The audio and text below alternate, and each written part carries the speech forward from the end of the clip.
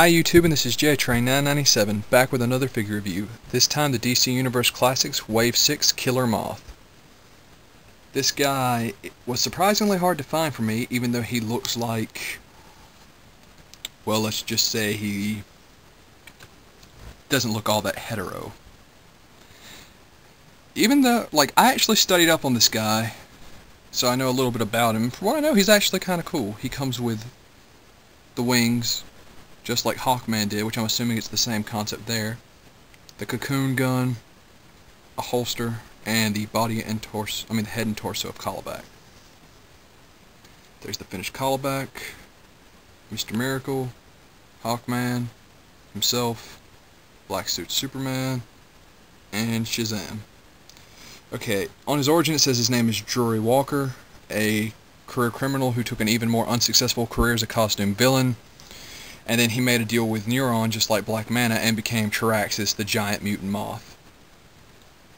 His first appearance was in Batman 63. Okay. From what I know about this character now, basically when he first appeared, they just gave him a serial number. They didn't bring up his name as Drury Walker until much later. He's most known for being one of Batgirl's first villains. He was in Booster Gold, the comic series, recently, where a booster had to impersonate him to make sure a robbery went off successfully. And he's actually pretty cool. He was in the Lego Batman game as well. Yeah, but I'm looking forward to this guy, surprisingly enough. He was hard enough to find, and when I did find him, you can tell the store didn't take very good care of him. His top of his box is damaged. But let's pull him out of the pack.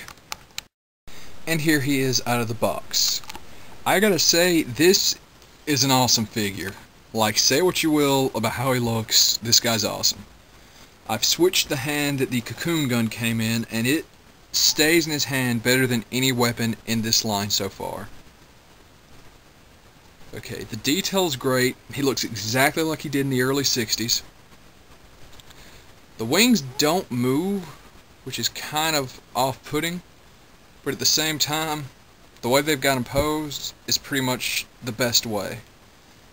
Okay, so I'll do a little quick thing where I stick the gun in the holster.